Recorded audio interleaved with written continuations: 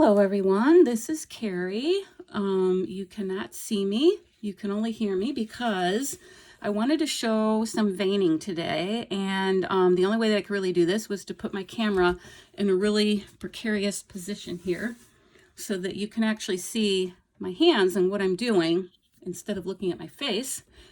So what I have here is a custom that I'm working on. I've just started this baby. This is a custom Alba Asleep is the kit. And so with veins, I wouldn't normally do these till quite a bit further in the process until there's many layers down, because if you put the veins down too early, you're not going to see them real well under the paint. They're kind of tricky because you want to get them to where you can see them, but you don't want to be able to see them very heavily. So you still want to put some paint layers over the veins, but you want to be almost done with your layers by then, because otherwise you're not going to see them at all. It's kind of a really tricky, every baby's a little different, but it's a little tricky to get that exact. But what I'm doing today, this is a kit I'm just starting on, but so normally I would not be doing the veins at this stage. I'm only doing that for purposes of being able to show you. And it really doesn't matter. This doesn't mess up the kit or anything. It's just that there's going to be so many layers going over it that these veins aren't going to show. So not a big deal. It's just that these really aren't going to be veins that count. They're nothing that I'll have to take off. They'll just be hidden by the paint layers. So there's specific areas that I like to do veins. I like to have the freedom of the creativity of putting them wherever I want, but there are some areas on the body that kind of are consistent, that consistently have veins, and I'm going to show you a few. This is a little leg, and so one of the places I like to go is, this is the little ankle area right here, and I like to go on the sides of the ankle like this. It's a little tricky for me to do this, and because I am left-handed, to be able to talk and paint and hold this at a really awkward angle, but hopefully you could see that. And then I would just take a sponge and blot it. You don't want to smear, but you want to kind of blot it in there so it looks like it's under the skin. Depending on where I am in the layers, I could want it a little heavier or a little lighter, but I think I'm going to leave it like that because that's actually a pretty nice heavy vein. Maybe if with luck, some of that will stay and show up later. It's okay to do veins at several different points to give different depth of layers to the different veins, though I usually wind up doing them all on one layer. I just do the veining all at once, but this could actually add some depth to it, so there is certainly no harm in doing this. And then what I would do is I would go on the other side of the little ankle, and I would go up here, and you want to make veins squiggly always, never in a straight line, and kind of connect it. So it's kind of like an upside down Y right there. And then I'm going to blot this one into, and the end of the vein, you kind of want to drag it a little so that it looks like it's going into the skin. You never want veins to look like they start or stop anywhere. You want the ends of them to look like they are seamlessly carrying into the skin. So it's a little hard for me to do this at this angle, but hopefully you can see. Just trying to, this is like a backwards mirror I'm looking at. I'm trying to figure out the angle to turn the leg so that you can see it. So I think that's pretty good. So I'm just showing some examples of how I do this. You want to use a really thin brush, the thinnest brush that you can basically use. I go through so many brushes because it's so hard for me to get a good veining brush. Usually they either make the lines too thick or they start to spread out. This is a fairly newer brush, so I'm kind of experimenting with it. So we can also do a vein back here on the back of the leg, on the back of the calf. And again, you never want to go in a straight line. And if the vein if it's broken up, see, like every now and then there's a little, I don't know if you can see, a little lapse there where the paint didn't take, that's okay. That actually kind of helps make it a little more realistic, because you wouldn't necessarily see the veins connecting all the way through the skin. Sometimes you kind of see them broken little lines under the skin. So That's okay if that happens. It's okay either way, if it connects or if it doesn't. It's, I kind of just do a variety, and then it all just kind of looks like, kind of comes together in the end. So this, a little harder to see because there's a big shadow here. But this is the vein on the back of the leg. Let me grab the head now. Oops. And I will try and show you some examples of where I like to put them on the head. Now, of course, I do tons of these. This takes a couple hours to do the veining on all of the limbs in the head, which, when I first started doing this, the veins and doing the creases was very aggravating to me because I did not have the patience for it. But now that I am a lot more relaxed about this and not so much in a hurry, I actually enjoy doing the veins and especially the creases because they take so long. It's actually very relaxing for me. And I find that there's more creativity allowed with the veining particularly, that you can, it's kind of limited where you can put them, but you do have a little bit of creative expression on where you want the veins to go. My goal is always I always love to get a nice juicy vein right along the temple there, because to me that is just the most awesome and realistic looking vein.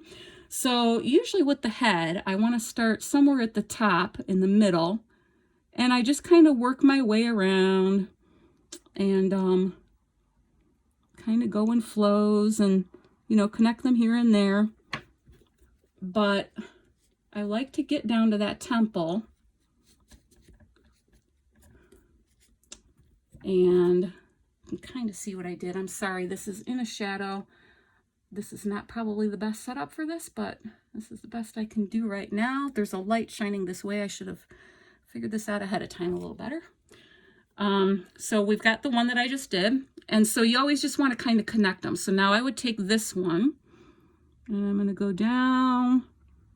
Whoops. You don't want it usually too dark. But like I said, I'm just starting this kit, so it's really not going to show much anyway by the time I'm done. So you can see that little squiggly line there. That's really a lot darker than I would normally go. But when you take the sponge and you blot it, it really doesn't matter because it all, it comes out to the depth that you want it to be in the end. So I don't know if that is how well you can see that, but there's a nice little temple vein going down towards the eye here, and I always like the look of that. I don't know, that just to me is a favorite vein that makes it look really realistic. I'll go all over the place. I'll kind of, every baby's different, but I'll usually try and go down there a little bit on the head. I normally do a lot in the back. But lately, I've really realized that I'm wasting my time if I'm rooting the baby, or even sometimes when I'm painting, because really the veins all get hidden in that area anyways. So unless the baby's bald, I do a few just because I want to make sure that if anything does show, there is the realism there. But I don't knock myself out like I used to on veins that probably aren't going to show up anyways. Okay, so, and I would do the same thing with this side. And I would generally, for the forehead veins, this is another favorites I like to do, are the forehead, because that just looks, gives such a look of realism to me. Again, I would start in the top, and I would just be connecting lines I've already made. And you can squiggle them kind of, there are no rules with this. So however you want them to kind of go. And it's running out of paint a little there, so I'm going to stop because the part that I want to see the most is the part that is coming up closer to the forehead. So we want that to be a little bit thicker paint there so that it's more visible. So you don't want it too thick because then you have a real dark line and then you got to try and get rid of some of it, which is harder to do. And sometimes I'll even do this and run it into the eye a little bit. You can see it is going a little bit into the eyelid. So we try and connect it there and we just kind of blot it in so it looks nice and blended, and it looks really cool when you're done. Let's see, we can do another one connecting on the one we just did. You're kind of making a tree. It's like tree branches. You're just branching out from all of those little squiggles and making some more little squiggles. You don't want to go too far down on the nose. It's actually a little too dark right there. You don't want to go into the nose area so much, but I like to go close down so that it's visible. I think that looks so realistic, especially for the more newborn looking babies. And so I would do the same thing all the way around. I just wanted to give kind of an example. Let me grab an arm here. This is, of course I do the whole arm, but again, I'm showing some favorite places that are, to me, the most natural places where veins would go. And this would be the inside of the wrist here. You would come down. This is going to be another Y. You'd start there and you go down this little forearm, and then I go down the other side here. Whoops. And there aren't really any mistakes because it's supposed to look like a mess anyway. It's a vein, so we're good. So got that little Y going on, and then we pat that one in. It's a little bit heavy there, but as I said, this is actually a little heavy, just first of all so that you can see it, and also because it really doesn't matter, because by the time I put all the layers over it, you won't see it very well anyways. And I'm gonna be redoing all of these veins. I'm just doing them for demonstration purposes right now. But I don't know if you can see the whole Y, but there is a second little line here. It's a little bit in the shadow, but this connects into a nice little Y, you know. And then I would do the forearm, the inside, and let's see, the outside of the arm, and also legs. I like to do like up at the shoulder, some veins going down the bicep there, sometimes coming in towards the inner arm like that. And you don't want to smear it, but you'll want to kind of twist and, you know, pounce at the same time so it gets in there but doesn't, you know, turn out to be a smeared up line.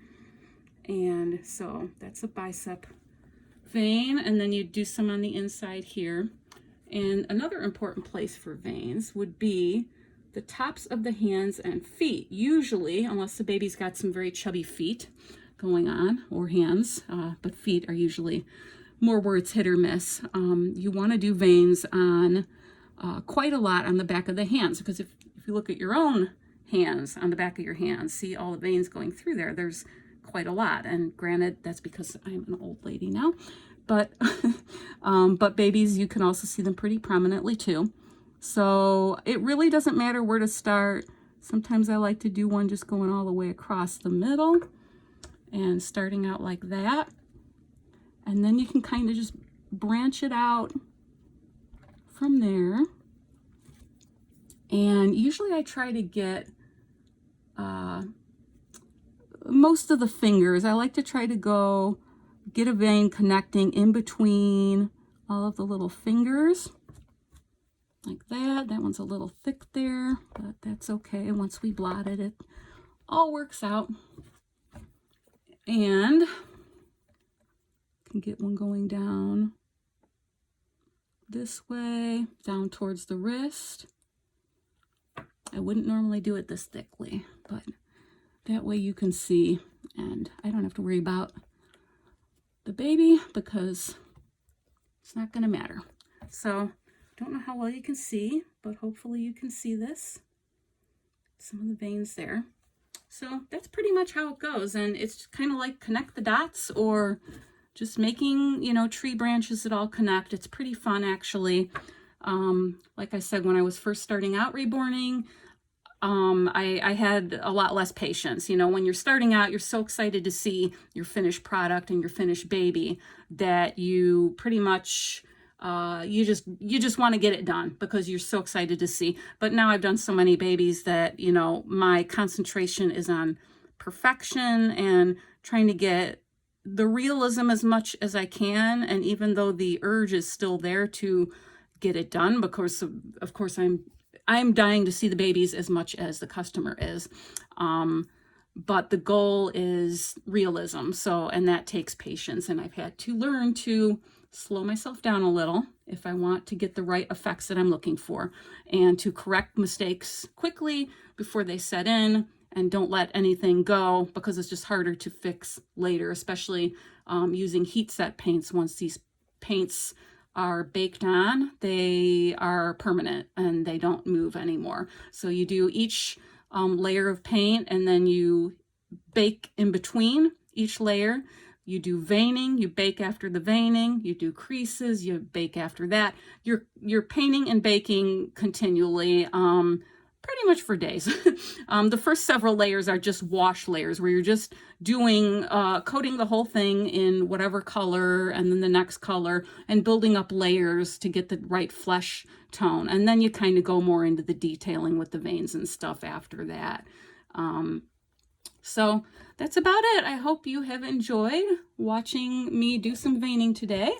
And I'm sorry I haven't been making as many videos lately. I'm struggling to come up with ideas for videos. So if you guys have any suggestions of anything you'd like to see or learn about, or anything about myself, please feel free to send me suggestions. That is what our little Patreon family here is for. I want to hear what you guys want to see and what is valuable to you. So any ideas you have for anything, even if you think it's silly, go ahead and give me the ideas, because I want to make sure that you are getting the value that you're paying for, and content is part of that. So I want to make sure that you are getting enough of it. So that is all. Sorry you don't see my face here, but I will talk to you next time. Bye-bye.